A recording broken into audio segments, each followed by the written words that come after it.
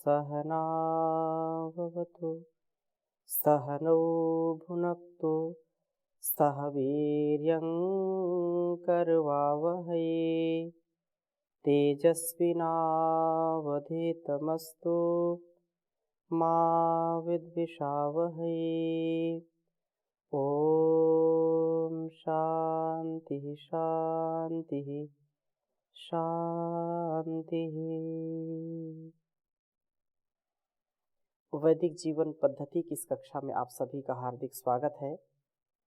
निरंतरता से अबाध गति से हम वेदों का स्वाध्याय कर रहे हैं, जो हमारे गुण कर्म स्वभाव में दिव्यता का आधान करने के लिए तथा संसार में हमारे द्वारा किए गए जो दिव्य कर्म हैं उनमें और दिव्यता आए, हम कभी भी पतित न होने पाएं।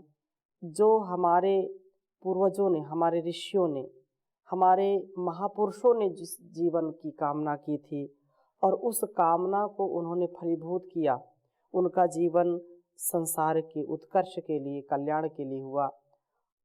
हम भी वैसा बने, हमारा जीवन भी अपने कल्याण से भी युक्त हो और इस संसार के कल्याण से भी युक्त हो। हम वासनाओं से बचें, हम बुरी भावनाओं से बचें, हम संसार में फैले हुए अनाचार, दुराचार, व्यभिचार, नशा और अलग अलग प्रकार के जो मन मस्तिष्क को दूषित करने वाले व्यवहार हैं, जीवन और जगत को दूषित करने वाले कर्म हैं, उन कर्मों से बचें। अपना भी और परिवार का, समाज का, संसार का हम सदा हित करते चले जाएं, सदा इस ध्येय से आगे बढ़ें कि हमारा जीवन बड़ा महनीय जीवन है, बड़ा महान जीवन है। छोटे स्वार्थ के लिए, तुच्छ विचार के लिए हम अपने मन मस्तिष्क में थोड़ा सा भी स्थान ना दें। हम यदि विचार करते हैं तो विशालता से विचार करें। यदि हम कुछ भी करते हैं उसका प्रभाव बहुत दिव्य हो, ऐसा हमारा प्रयास होना चाहिए। हम अपनी इंद्रियों के तुच्छ स्वार्थ में, इंद्रियों के थोड़े से या छोटे से सुख के लिए, क्षणिक सुख के लिए कभी अपने महान उद्देश्य से भटक न जाएं, महान लक्ष्य की प्राप्ति से कहीं विमुख न हो जाएं। इस बात का सदा हमको ध्यान रखना चाहिए और उस ध्यान को सदा बनाए रखने के लिए वेदों का स्वाध्याय परम आवश्यक है। और वेदों के स्वाध्याय से हमको पता चलता है कि क्या करना है, क्या नहीं करना। पिछली कक्षा में हमने चर्चा की थी कि जो वेदों का ज्ञान है, वेद माता जिसके ऊपर अपना आशीर्वाद बना करके रखती है, जिसको सदा आगे बढ़ाने का उपदेश देती है, वह पाप और पुण्य का विवेक उसके अंदर आ जाता है। क्या पाप है, क्या पुण्य है, क्या ग्रहण करने की योग्य है, क्या त्यागने की योग्य है, वो उसका ज्ञान परिपक्व हो जाता है। और उस परिपक्व मति वाले के लिए संसार की वासनाएं कभी उसका कुछ अहित नहीं कर सकती हैं, वासनाएं छिन्न भिन्न हो जाती हैं। बहुत ही सुंदर वेद मंत्र आज का है, जो संसार में फैला हुआ जो आकर्षण है, जो अज्ञान है, उस अज्ञान को दूर करने के लिए, ज्ञान से युक्त होने के लिए हमको सदा आगे बढ़ना चाहिए। तो ऋग्वेद के चतुर्थ मंडल के 18वें सूक्त का 8वां मंत्र बहुत सुंदर मंत्र है, युवती और कुशवा। अर्थात अपने जीवन को हमको श्रेष्ठ बनाना है तो वासनाओं से, युवक है तो युवती से बचे और युवती है तो युवक से बचे। और मद्य पान का निषेध। आज लोक में इतनी विषम परिस्थितियां हैं। प्रथम वेद मंत्र को मैं आपके समक्ष लिखता हूं, फिर चर्चा करूंगा। ओम ममच्चना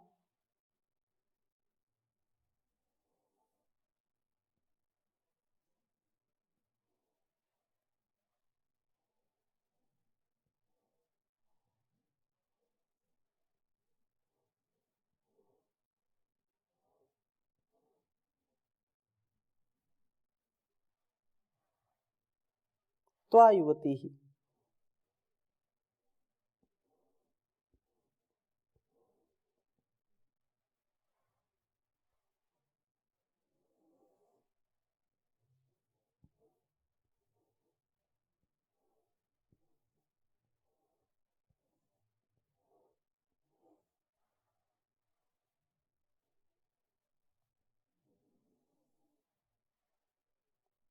परास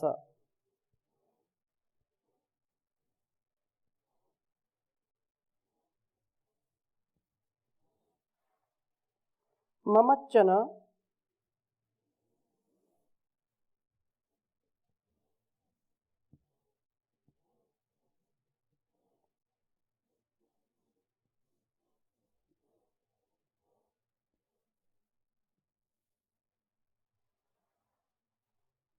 त्वा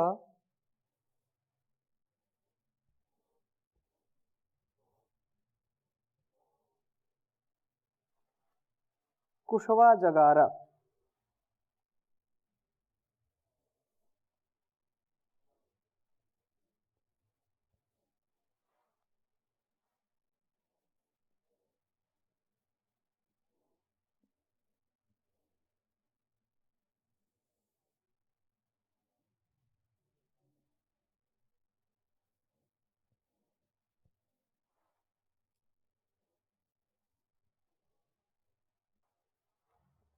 ममच्चिदापः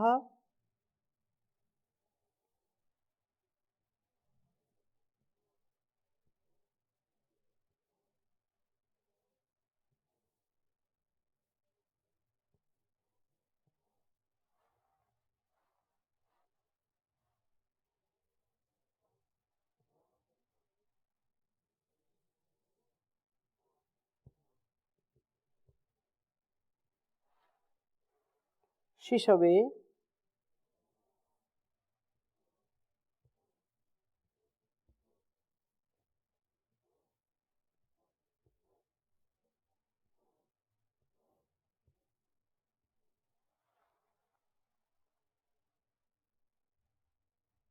ममृड्युर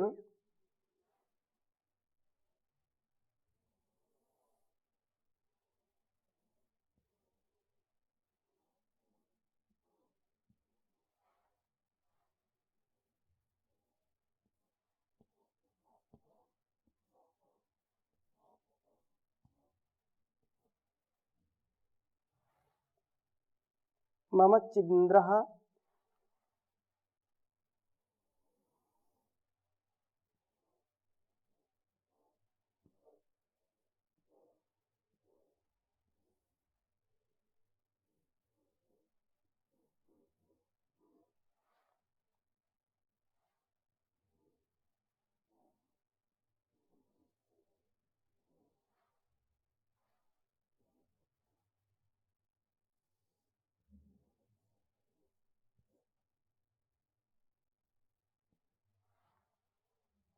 सहसोदतिष्ठत्।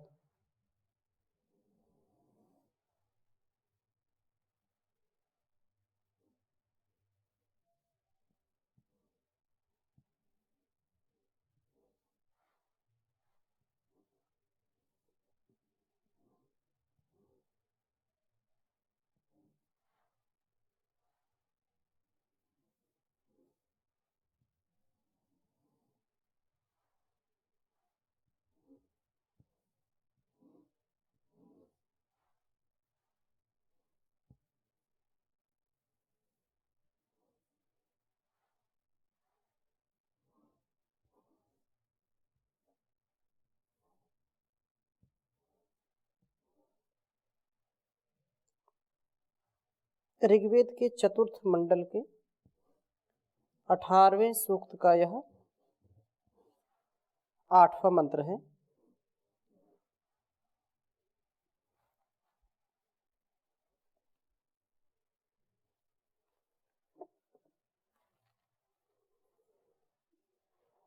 ओम ममच्चना त्वा युहति परासः ममच्चना त्वा कुशवा जगारा ममच्चिदापः शिशवे ममृत्युर्ममच्चिदिन्द्रः सहसोदतिष्ठत्।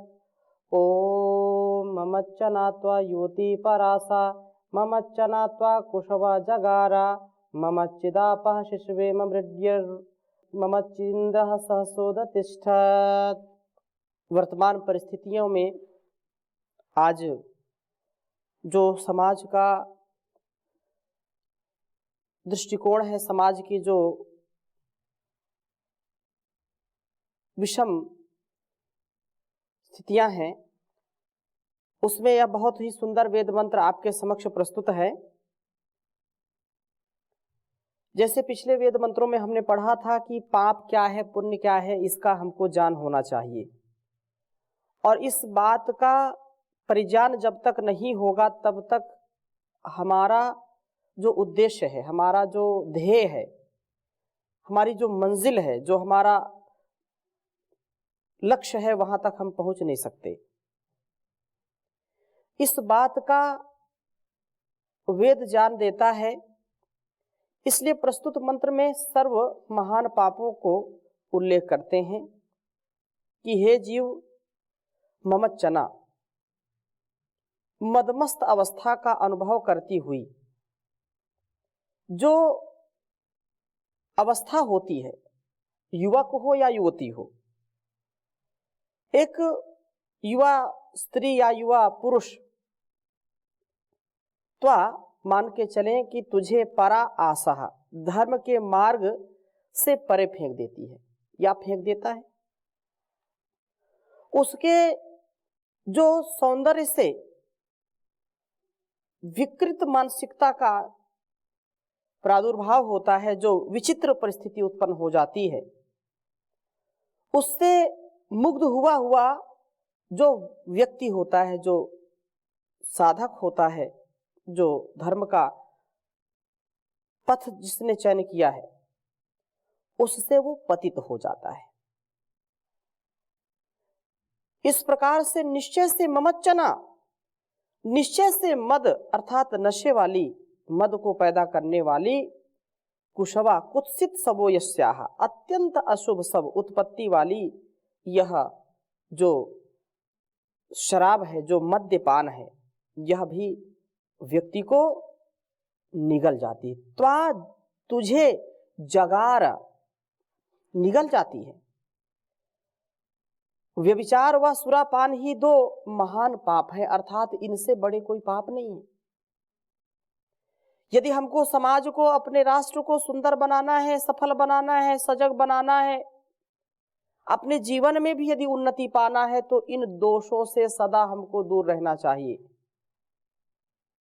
प्राचीन काल से भी यदि हम इतिहास उठा करके देखें तो बड़े बड़े राज्य और बड़े बड़े राजा धराशायी हो गए इन्हीं दो विलासिताओं के कारण, दो प्रकार से जो भोगों का,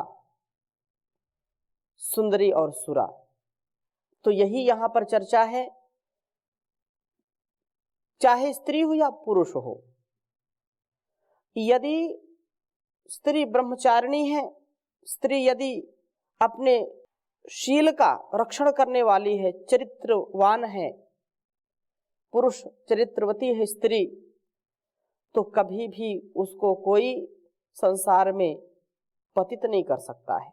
लेकिन यदि इंद्रियों पर नियंत्रण नहीं है, वेदों का ज्ञान नहीं है, ब्रह्मचर्य का पालन नहीं है, तो आज पूरे संसार में हम दृष्टि डालें तो भारत में ही नहीं, पूरे संसार की हम बात करें, ये दो ही कारण हैं, वासना और दूसरा नशा। यहां तक कि छोटे छोटे बच्चों में भी आजकल यह जो कुत्सित विचारधारा है वह भी घर कर गई है। छोटी अवस्था में भी जो चीज नहीं देखनी है, घरों में मोबाइल्स आदि का प्रयोग खूब करते हैं लोग, देखते हैं और छोटे छोटे बच्चों को भी दे देते हैं वह। तो उससे जो चीज नहीं देखना, नहीं सुनना, उसको भी देखते हैं और वह उसके शिकार हो जाते हैं, पथभ्रष्ट हो जाते हैं। हमको स्वयं भी इस ध्येय से, इस लक्ष्य से आगे बढ़ना है कि भारतवर्ष ऋषियों का देश है, पहले था, आज भी है आगे भी हो, इसके लिए हमारा क्या कर्तव्य है? हम अपने संतानों को श्रेष्ठ बनाएं, उसके लिए सबसे पहले अपने आप को श्रेष्ठ बनना पड़ेगा। गुरु हो, आचार्य हो, माता पिता हो, तो अपने संतानों को, अपने शिष्यों को श्रेष्ठ बनाने के लिए उनको पहले श्रेष्ठ बनना पड़ेगा। इसलिए इन दो प्रकार से जो आज समाज को पतित करने का कुचक्र है, पतित करने का, इस पथभ्रष्ट करने का षड्यंत्र जो चल रहा है कि भारतवर्ष के युवाओं को, युवतियों को पथभ्रष्ट कर दीजिए, उनको एक वासना उनके अंदर ऐसी जगा दीजिए जिससे वो अपने चरित्र से गिर जाएं। अपने चरित्र से जो व्यक्ति गिर जाता है वो ग्लानि में रहता है, वो भय में रहता है, वो कभी भी शरीर से और मस्तिष्क से सबल नहीं हो सकता है, वो कमजोर हो जाता है, दुराचारी हो जाता है, व्यभिचारी हो जाता है। हमारा भारत वह देश है जहां पर ब्रह्मचर्य काल से लेकर के संन्यास आश्रम तक की जो यात्रा है वह अत्यंत संयम और अत्यंत ही साधना से युक्त जीवन है। लेकिन कुछ लोगों ने इसको तोड़ने का बहुत बड़ा षड्यंत्र किया है और आज भी वो चल रहा है। लाखों करोड़ों रुपए प्रतिवर्ष इसमें खर्च किए जाते हैं कि यहाँ की संस्कृति को, यहाँ के संस्कारों को नष्ट करें, ताकि भारतवर्ष के विद्यार्थी, भारतवर्ष के युवा और युवतियां ऐसे नशे में फंस जाएं, ऐसे वासना के जाल में फंस जाएं कि निकलने ना पाएं और देश पुनः गुलाम बन जाए। हमको जागना पड़ेगा, अपने आप को हम जागृत करें, अपने संतानों को, शिष्यों को जागृत करें, ताकि हम इस कुचक्र से बचें, इस दुराचार से बचें। और अगर नहीं बचते हैं तो यह जो नशा है, घर घर नशा और युवा नशा में डूबा हुआ, इसलिए यदि इससे बचना है तो वेदों के स्वाध्याय से अपने जीवन को श्रेष्ठ बनाएं और ऐसी कुत्सित विचारधारा से बचें। तो व्यभिचार व सुरापान दो ही महान पाप हैं जो व्यक्ति को नरक में गिरा देते हैं, गड्ढे में गिरा देते हैं। तो इसको चाहिए कि मत चित्त हर्ष को देने वाले आप ये जल शिशवे बुद्धि को तीव्र करने वाले तेरे लिए मम मृद्यु सुख को करने वाले हों। इस सर्वौषध संपन्न जलों का प्रयोग करता हुआ अपसु में सोमो अविदंतर विश्वानी भेषजा इंद्र। जितेंद्रिय पुरुष मम चित्त अर्थात हर्ष को अनुभव करता हुआ सहसा तुरंत उदतिष्ठत उठ खड़ा होता है। वह इन विषयों के बंधन को निगल भागता है, सुरापान आदि व्यसनों को तुरंत छोड़ देता है। वेद माता की प्रेरणा का यह लाभ होना चाहिए कि एक भी दुर्गुण व्यक्ति के अंदर ना हो। यह संसार का आकर्षण अपनी ओर जरूर खींचता है। सुंदर रूप को देख करके इंद्रियां व्याकुल होती हैं और बाहर का जो संसार है, इस संसार में क्षणिक सुख और दुख अपार है। यदि हम दुख से पार जाना चाहते हैं, असार संसार में अपने जीवन को सुसंस्कार से युक्त करना चाहते हैं, तो उसके लिए वेदों का स्वाध्याय परम आवश्यक है। आज वेदों का स्वाध्याय नहीं होता है, लोग इस विज्ञान को नहीं समझते हैं, समझना भी नहीं चाहते हैं, जिसके कारण से घर परिवार टूट रहे हैं। घरों में ही, दो परिवारों में ही इतना झगड़ा है, इतनी समस्याएं हैं। अगर 4-5 सदस्य भी हैं और इस नशे से वो बच नहीं पा रहे हैं तो घर कभी भी स्वर्ग नहीं बन सकता है, घर नरक ही बन जाता है। इसलिए सुरापान से बचें, इस व्यभिचार से बचें, वासनाओं से बचें। वासना से बचने का उपाय क्या है? उपासना। परमपिता परमेश्वर की हम उपासना करें, हम अपने जीवन को अत्यंत सबल बनाएं, इन वासनाओं को प्रबलता से दूर करें तो जीवन श्रेष्ठ बनेगा। तो इस वेद मंत्र का जो उपदेश है कि चाहे स्त्री हो या पुरुष हो, यह वासना जो है उससे हम बचें और नशे से बचें। जो मद्यपान है, शराब सेवन है, ये पतन का कारण होते हैं, इसलिए हम इनको छोड़ें तथा अपनी बुद्धि को तीव्र करने के लिए हम स्वाध्याय करें, प्राण साधना करें, प्राणायाम करें, योग यज्ञ करें, सत्संग करें, जिससे हमारी बुद्धि की शुद्धि रहती है। हम पथभ्रष्ट नहीं हो पाते, हम अपने जीवन को श्रेष्ठ मार्ग पर चला पाते हैं। यदि इससे हम अपने जीवन को बहुत ही सुंदर बना पाएं तो आनंद ही इस जीवन में आएगा। और बिना कुछ किए तो संसार में हम रह नहीं सकते हैं, करना तो पड़ेगा। और श्रेष्ठ जीवन जीने के लिए तो विशेष रूप से करना पड़ता है। तो जीवन यदि श्रेष्ठता से जीना है तो संकट हो चाहे कुछ भी हो, हमको ऊपर उठने के लिए संघर्ष करना पड़ता है। जीना हो इस दुनिया में तो मरने को तैयार रहो, मन में नव निर्माण के लिए कुछ करने को तैयार रहो, कुछ करने को तैयार रहो। गागर को सागर में बदलो पौरुष व बलिदानों से, गागर को सागर में बदलो पौरुष व बलिदानों से, सागर को भी गागर में तुम भरने को तैयार रहो। जीना हो इस दुनिया में तो मरने को तैयार रहो, मन में नव निर्माण के लिए कुछ करने को तैयार रहो जी, करने को तैयार रहो। धर्म देश और जाति के जीवन की रक्षा होती हो, धर्म देश और जाति के जीवन की रक्षा होती हो तो सुई छिद्र में से 100 बार गुजरने को तैयार रहो। जीना हो इस दुनिया में तो मरने को तैयार रहो जी, मरने को तैयार रहो। गेंद के ऊपर चोट पड़े तो फिर भी ऊपर उठता है, गेंद के ऊपर चोट पड़े तो फिर भी ऊपर उठता है।